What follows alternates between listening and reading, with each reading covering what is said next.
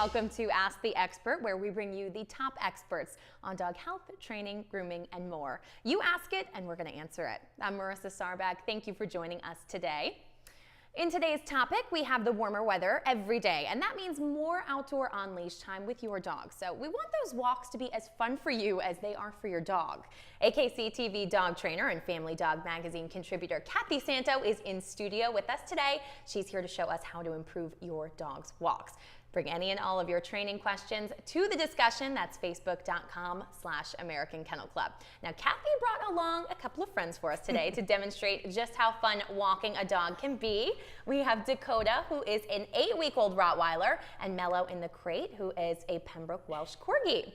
So if this is your first time watching the show, sending us your questions is very simple. Just go to facebook.com/American Kennel Club and comment below on this video. Kathy, so great to have you with us. And I love that you brought a puppy. You know these are my favorite days. I know. This is puppy day. She is so sweet. Aw. So we're talking about leashes and walking today. We want to start off, first things first, you have to have the right equipment to be able to do this. Absolutely, you do. So first off, you have a buckle collar on Dakota, right? Yep, and this is pretty much standard issue for puppies. We put them in a buckle and see how it goes. And see how it goes.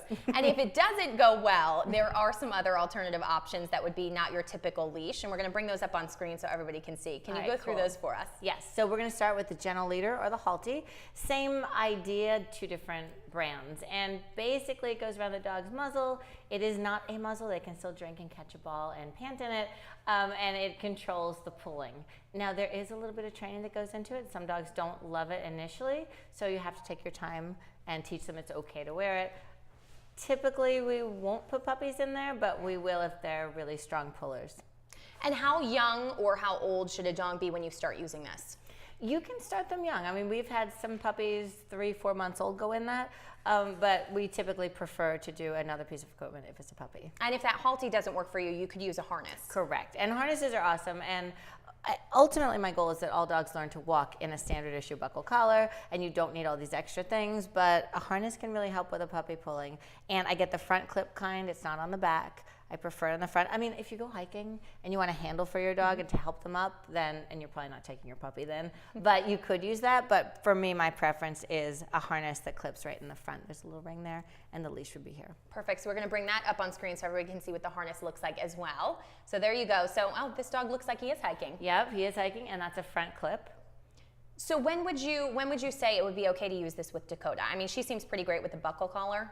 She is, but what I know is if I took her outside, she'd probably start to pull. So I don't want to encourage and teach her to pull on this buckle collar. So although she'd wear it, I would have her also in a harness, and then we'd go for that walk in the harness until the training was complete with how to walk in a regular collar. Eventually, the goal would be to put a buckle regular collar on all of the dogs. Right, exactly. Okay, so now that we've gotten through what different types of leashes and collars there are, I do want to have you do a demonstration with Mellow because I can hear she sounds like she wants to get out of the crate. Mellow's like, I want to do my I'll take Dakota okay, from so you. You're gonna have Yes. Miss America.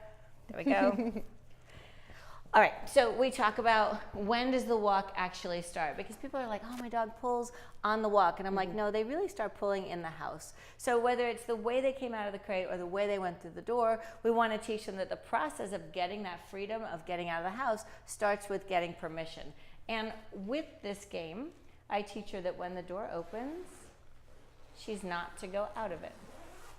So I'll open it, and I'm not saying a word, right? If she were to break the plane, good girl, meaning start to come out, I would just shut the door. And obviously at home you'll have not a fabric crate because they would probably eat out of it, but for demo purposes we're using this one. Good How girl. many times, Kathy, would you say you would have to shut this and open it back up if they're not acting well?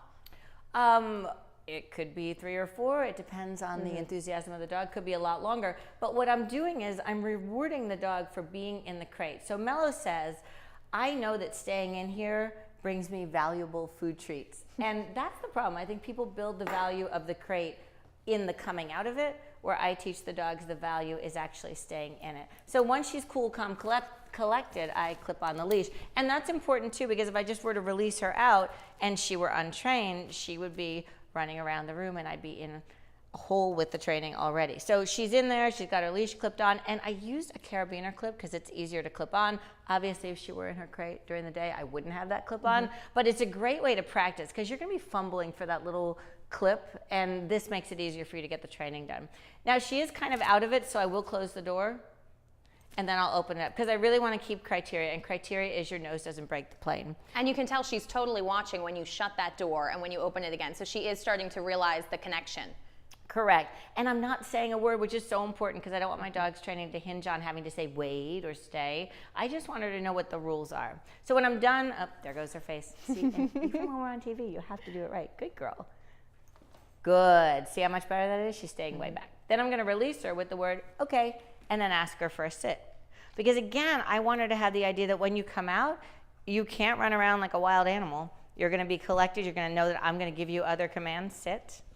And speaking of that, we're going to bring up a little bit of more information here on Leash 101 and just how important it is not to reward that wild behavior. Correct. All right, get it. Good girl.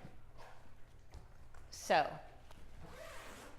Okay, so when you see that they're on the leash, you want to make sure that if they're being wild, you don't want to clip it on just because this is really reinforcing bad behavior.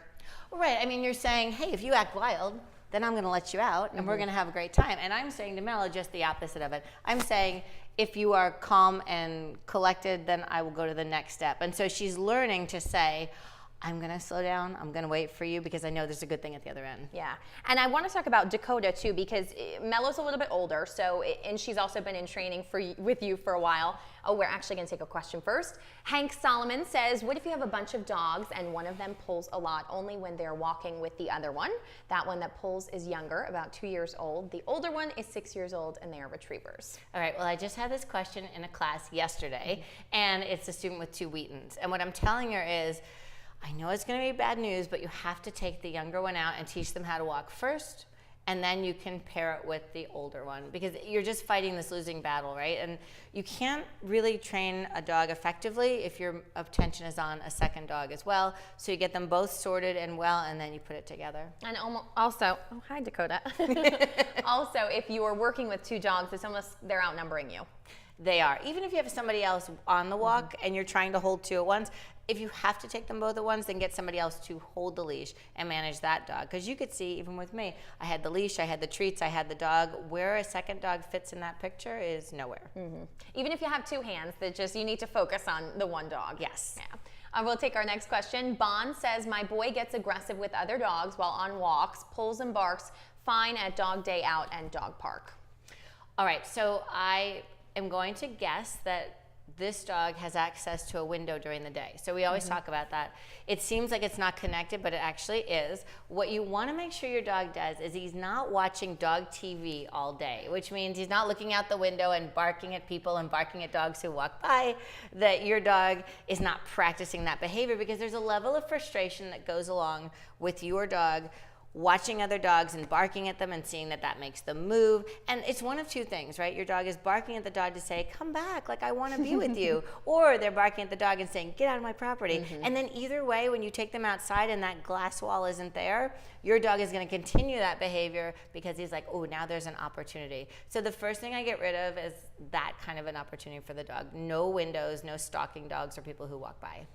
Now, Dakota is dying to get over to your lap, so I'm going to get rid of you because we'd love to see a demo with her as well. I know with Mello it's a little bit different because we said she is older, but how would you do this with a younger puppy? How would you teach them Leash 101? Well, anybody who's had a puppy knows that when you try to put the leash on, they're like little piranhas. They're chewing at your hands and it's dramatic and they don't want it on. So I just sort of know that there's a lot of things you're going to teach the puppy. Why don't you do something that doesn't require you to do a training session? So this is kind of a cheat. So what I'm going to do is I'm going to put Dakota on the floor and I'm going to keep her on this leash just so she doesn't take a field trip. I'm going to show her a handful of cookies and throw them on the floor.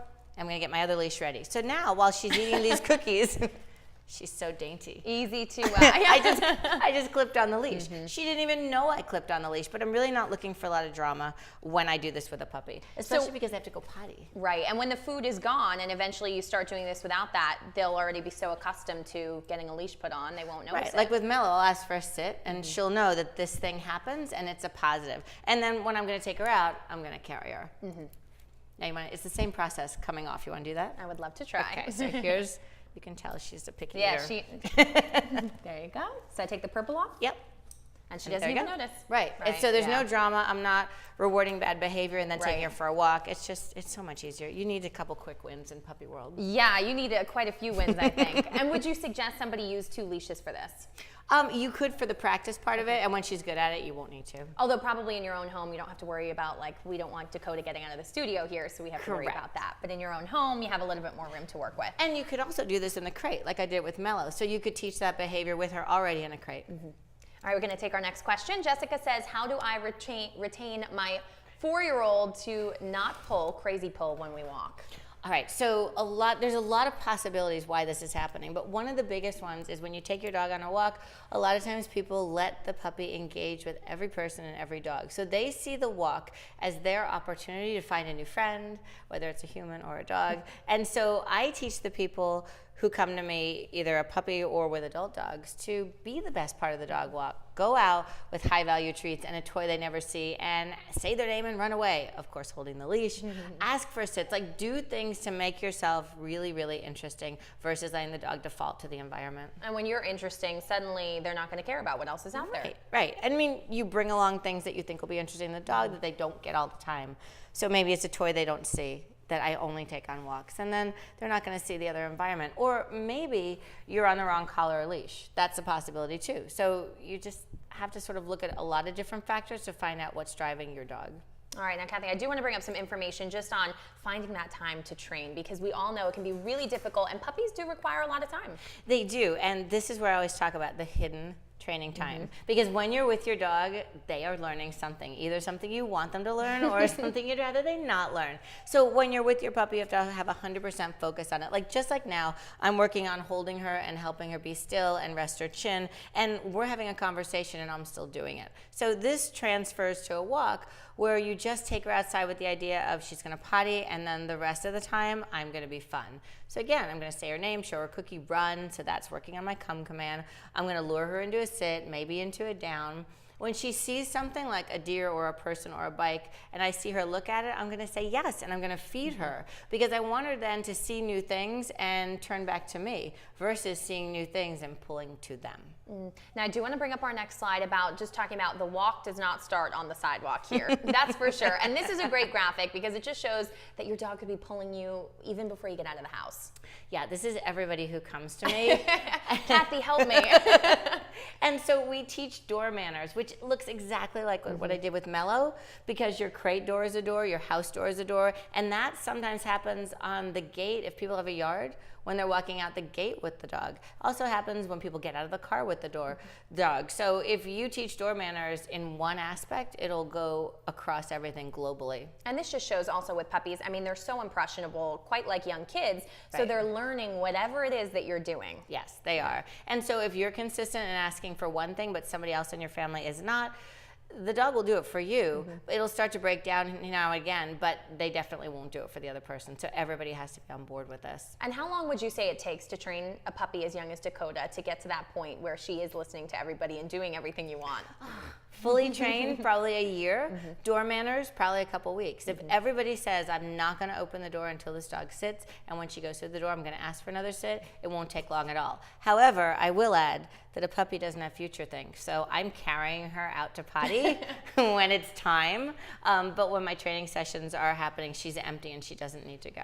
So that's best to train on an empty bladder, because it just gives you the opportunity to be as patient and take your time with them as you need to be. Right, because as soon as they start sniffing and circling, you're like, oh my God. I gotta go. I gotta go. She's gotta go. I gotta go. We gotta go. Great. All right, it's gonna take our next question. Margaret says, is it a big deal if my dog pulls? She's really small, just a little Chihuahua, and I like how excited she gets. So it's really a personal preference. I have students who have little dogs who pull, but what I want is engagement. So if she's pulling and I said her name and she came right back to me, I would be happy with that. So and I think there's a little bit of a difference between excitement and on the leash. Like Mello gets excited, but she still listens to you and focuses. Correct. Yeah, and so if I had a dog who was pulling and totally disinterested in me, and I had an emergency, like the person was like, oh, don't jump on me, and I couldn't call her away, or the person had a dog who looked like it was going to do something like naughty to my dog, then I would want the control back. So yes, you can let them pull, but on the back side of that, I want to be able to control the dog. What would you tell Margaret? What's a good thing for her to work on? I would work on the name game, which means I would say my dog's name, show them something high value, and run back. And then every single time my dog started pulling, I would say their name and do that. And then they would say, oh, I'm going to see that person, but do you have something better for me? So there would be an awareness that I still exist rather just than to check in with you first. Exactly. I want the dog to check back with me because I might have some important information for them. And for those people who are in the New York, New Jersey area, you know, you have a school that you teach dogs at. If somebody isn't local, what can they do? Because I know you have a new online course. I do. It's called Kathy Santo's Good Dog School for Exceptionally Naughty Dogs and Puppies. And basically everything in that course is what I teach at my school every day in New Jersey. It's the leash walking, it's impulse control, it's manners, it's just creating a more awesome puppy or dog than you have right now. And you have your website, KathySantoDogTraining.com, if I'm correct. That's it. So everybody can learn all they need to about you and your work there. Yeah, and I have some great blogs with tips on it. So yeah, we're aiming to help everybody get a well-trained dog. And we know Mello is great, so she comes in here almost every week now. She does. Dakota, you're going to get there. Yeah, she is. She's very cute. Kathy, is there anything else you'd like to add before we close it out for the day? I just feel like people who have dogs who don't walk well on leash, it's kind of a cycle. They don't get the exercise they need, so their behaviors in the house start to degenerate. So it's really worth working on it because you'll get a better dog on a walk and you'll get a better dog in your house. And everybody needs that. Exactly. Thank you so much for bringing both of them and for coming on the show today. You are so welcome. That's all for today. I'm Marissa Sarback. Thank you very much for joining us. Next week on Ask the Expert, Kathy Santo is back on the show to talk to us about how to train your dog to live with a cat. Oh yeah, that's it. That'll be the same time next week, Wednesday at noon Eastern Standard Time. So bring all of those questions to the discussion, facebook.com/American Kennel Club.